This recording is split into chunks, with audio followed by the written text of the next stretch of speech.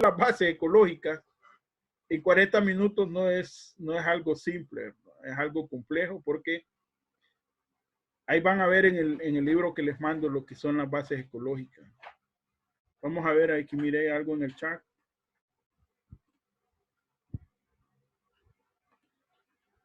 Solo para que ellos se acuerden de escribir las preguntas.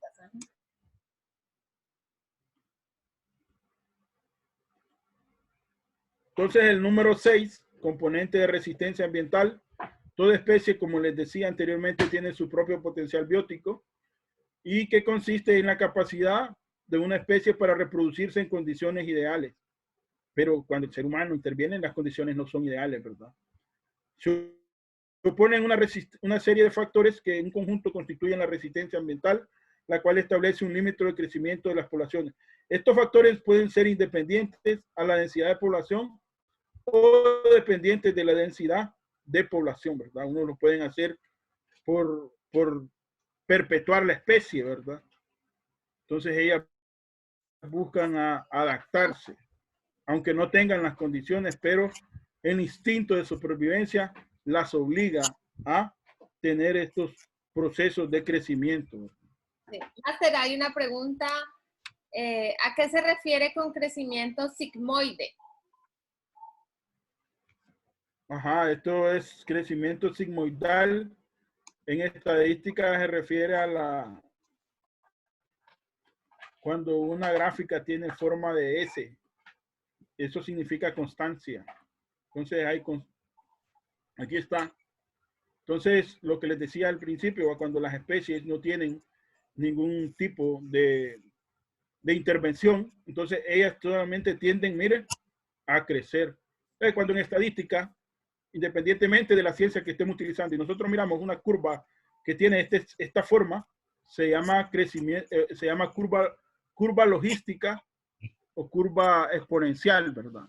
Entonces, esto significa que está de manera constante, ¿verdad? Que hay altos, pero hay bajos, pero de manera constante.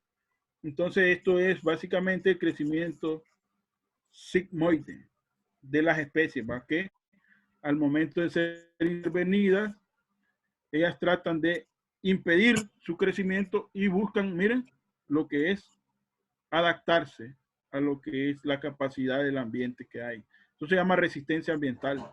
Okay. No sé si despejé la duda ahí, si me entendieron los jóvenes o muchachos que consultó. Esto también es igual, ¿no? Iris, ¿quedó claro? Sí, sí, hoy sí quedé bien entendida, más que todo por lo que explicó porque decía, hablaba de constancia, pero miraba ese movimiento, pero por ahí entendí con la explicación que dio del término. ¿Entendí? Okay. Ahí lo va a ver en estadística. ¿Llevan estadística ustedes? Sí. Entonces, miren, hay una resistencia ambiental donde pues influyen factores denso independientes de la densidad. Es cuando el factor nos muestra la relación en su influencia sobre la densidad de una población, destruyen un porcentaje de plagas independientes de la densidad, efecto temporal y fomenta la aparición de plagas. Miren, cuando hay una resistencia ambiental y factores negativos. Factores independientes de la densidad, de la variedad de una especie, ejemplo, eventos climáticos, provocan elevadas mortalidades, catástrofes ambientales, clima, huracanes, plaguicidas. Todo esto contribuye a lo que es un bajo desarrollo o crecimiento de las poblaciones. Cuando me refiero a las poblaciones, me refiero a la riqueza de la biodiversidad que hay en un agroecosistema.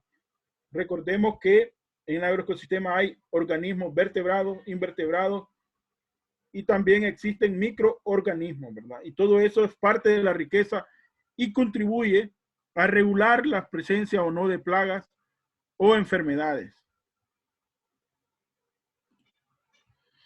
Entonces, la resistencia ambiental, como les estábamos comentando, es un factor que su efecto incrementa,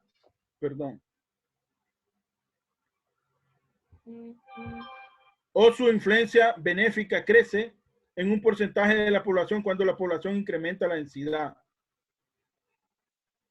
Entonces, la mortalidad que varía en dependencia de la densidad y plaga mantiene un equilibrio. Entonces, existen unos mecanismos que son compensatorios a estos efectos, que son las tasas de crecimiento provocadas por la competencia de alimentos, la mortalidad, debido a que los refugios se ven dañados, ¿verdad? Entonces no hay mucho espacio donde haber refugio. La depredación, entonces ahí es donde surge lo que es el control natural de las mismas especies, ¿va? Donde existen depredadores, parasitoides y patógenos.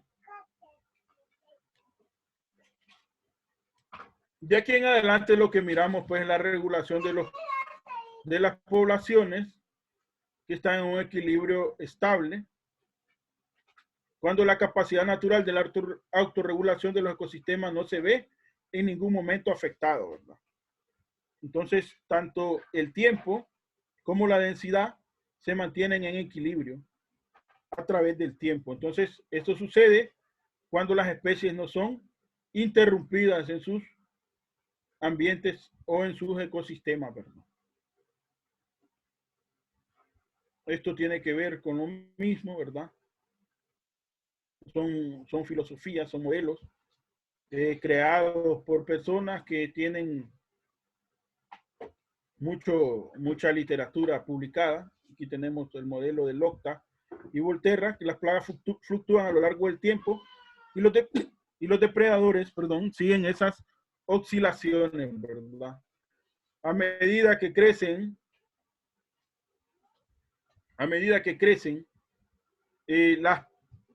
las plagas, también crecen los depredadores.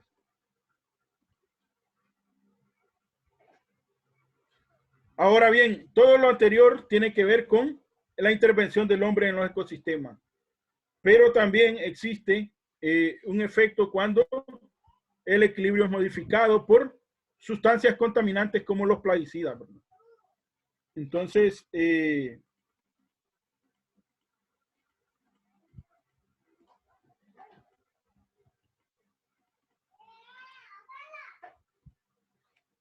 cuando utilizamos plaguicidas, mire qué pasa con las especies que se encargan de regular la presencia de plagas en un ecosistema. Mire, se ven disminuidas.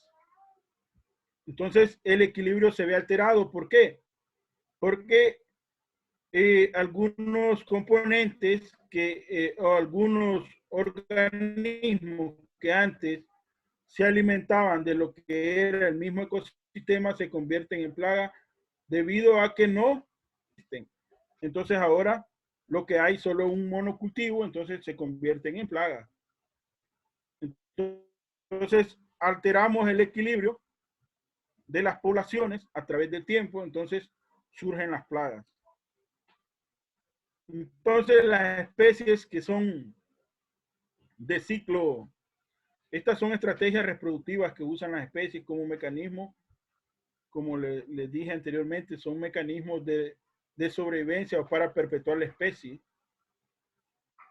Hay pequeños ciclos de vida corto, reproducción precoz y numerosa. Aquí tenemos una foto, estos son pulgones, miren, también algunos le llaman ácaros. Entonces, estos tipos de especies, cuando son interrumpidos los ecosistemas, como estos son de ciclos pequeños y de vida corta, y de la reproducción es precoz, estos se dispersan con facilidad y colonizan de manera rápida los hábitos alterados. O sea, si yo siembro melón o sandía, entonces voy a tener alta presencia de trix, que es un tipo de insecto pequeño con estas características. Y estos normalmente se convierten en plaga. Generalmente su capacidad reproductiva está por encima del umbral de daño económico. Cuando hablamos de daño económico, estamos hablando que el número de individuos presentes en la parcela o en el cultivo que tenemos es de gran cantidad que puede afectar económicamente la producción, ¿verdad? Máster, Dígame. lamentablemente se nos acabó el tiempo. Tenemos una última pregunta. ¿Qué tipo de plagas son comunes en Honduras? Ok, entonces las plagas tienen que ver con los cultivos. Si hablamos de café, le diría que la plaga más común en café es la broca, ¿va? Que el nombre científico es Hipotenemus ampei. Si hablamos de maíz, la plaga más común del maíz es el gusano cogollero, que el nombre científico es Podoptera frugiperda. Si hablamos de frijol, la plaga más común son la mosca blanca, que es un transmisor de virus, pero también tenemos la Empoasca cramerri, que el nombre común es lorito verde o chicharrita. Entonces, las plagas tienen que ver con el cultivo, ¿verdad? Entonces, hay una hermandad entre el cultivo y la plaga. Donde tenemos X cultivos, vamos a tener X o Y plaga. Entonces, esa respuesta es amplia. Entonces, para decirle una plaga, tendría que decirle todos los cultivos que se siembran en Honduras, y cada cultivo tiene sus propias plagas. Hortalizas en occidente, en el sur se siembra melón, sandía y caña. Ahí donde están ustedes en la costa se siembra bastante palma, se siembra bastante plátano, se siembra bastante banano, Piña, cacao, entonces arroz. Ajá, entonces eso depende del cultivo, la presencia de las plagas. Diga, ¿quién iba a preguntar algo? Yo iba a preguntar sobre las plagas de la palma africana, porque en estos sectores se siembra bastante, entonces hay bastante cultivo de ello. Entonces quería saber sobre las plagas de la palma africana. Hay una plaga bien común en la palma africana que se llama Rinconforum palmarum. El picudo. Que es el picudo de las palmas. Es el picudo de las palmas, ¿verdad? Entonces, también hay un nemátodo que es provocado por un tipo de insecto que provoca una enfermedad en las plagas que se llama el anillo rojo de las palmas.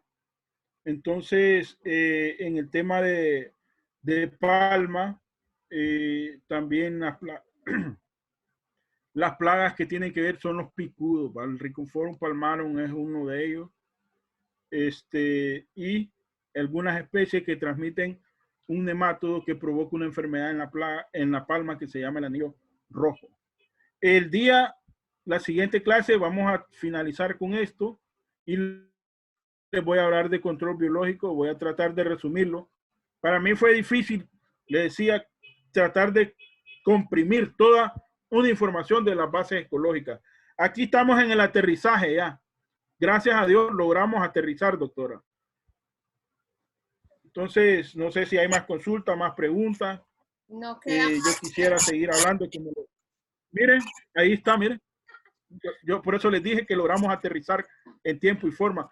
Fue muy difícil mantener el tiempo, para mí es difícil porque yo hablo y no me callo. No, pero muchísimas gracias, es de gran ayuda. Está muy bien irlos aterrizando y ya veo que se ha generado un interés, qué plagas, y luego vamos a ver entonces cuáles controlarlas, y ahí vamos ahondando. Le agradezco muchísimo, lamentablemente por cuestiones de tiempo, tengo una clase ahora de fertilidad de suelos, pero nos vemos el jueves si Dios permite, también a las 10 de la mañana. Ok. ¿Qué tipo de plagas son comunes? Ah, no, eso ya lo habían dicho. Ajá, sí. Entonces, con mucho gusto conocerlos, un gusto saludarlos. Créanme lo que me siento muy, muy bien compartir con ustedes, compartir con la doctora Samantha. Espero que estemos el próximo jueves reunidos y poder traer con ustedes cumplir con las expectativas pues que ustedes tienen, ¿verdad? El jueves vamos a hablar de control biológico, cómo de manera ecológica y sustentable vamos a controlar estas plagas.